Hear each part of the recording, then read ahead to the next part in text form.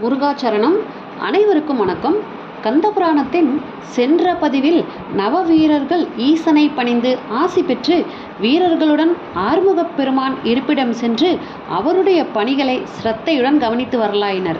இதனுடைய அடுத்த பகுதி தான் நம்ம இன்னைக்கு பார்க்க போகிறோம்.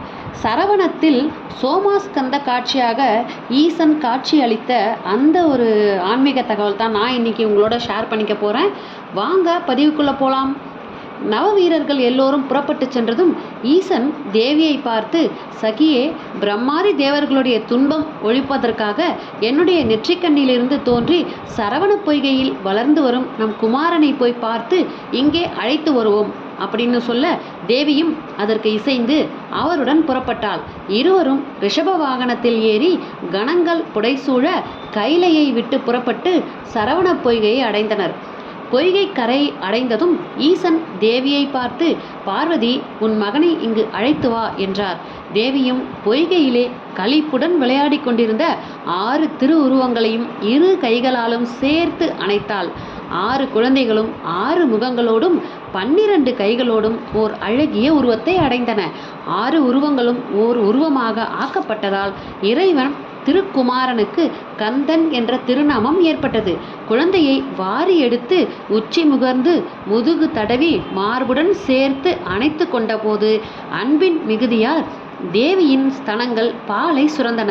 அதை மணிக்கிண்ணம் ஒன்றில் ஏந்தி தேவி குழந்தைக்கு அன்புடன் கொடுத்தாள். பின்னர் குழந்தையை எடுத்துச் சென்று இறைவன் முன்பு விடுத்து அவரை வணங்கச் சொன்னாள். குழந்தையும் ஈசனை கைகூப்பி வணங்கியது.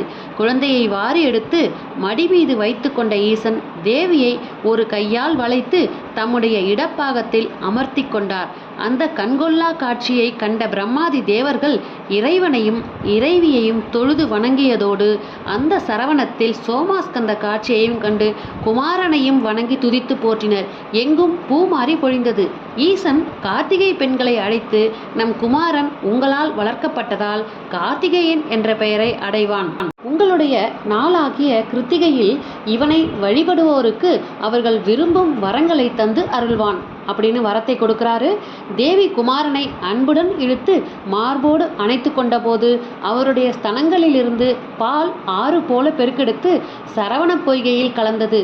பராசுர முனிவருடைய புத்திரர்கள் 6வரும் தந்தையின் சாபத்தால் அப்பொய்கையில் மெயினாக கிடந்து வந்தார்கள். தேவியின் திருமுலைப்பால் சரவணத்தில் நீரிலே கலந்தபோது அவர்கள் அந்த பாலை பருகினார்கள். அதன் காரணமாக அவர்கள் பெற்றிருந்த சாபம் நீங்கியது. மானிட உருவை அடைந்த அந்த 6வரும் கரையேறி எம்பெருமானை கண்டு அவரை வணங்கி துதித்தனர். முனிக்குமாரர்களே, நீங்கள் திருப்பரங்குன்றத்தை அடைந்து அவ்விடத்திலே தவம் இயற்றுங்கள். நம் மைந்தன் அங்கு வந்து உங்களுக்கு மெய்ஞான உபதேசம் செய்வான் என்றார் ஈசன். முனிக்குமாரர்கள் பெருமகிழ்ச்சி கொண்டவர்களாய் அந்த இடத்தை விட்டு இறைவனை துதித்து புறப்பட்டனர். ஈசனும் பிரம்மாதி தேவர்களுக்கு விடை கொடுத்து அனுப்பிவிட்டு தேவியுடனும் குமாரனுடனும் கைலையை திரும்பினார். நவ வீரர்களும் 1,00,000 வீரர்களோடு குமாரனை தொடர்ந்து அங்கு வந்து அவரை பூஜித்து அவருக்கு ஏவல் புரிந்து வந்தனர்.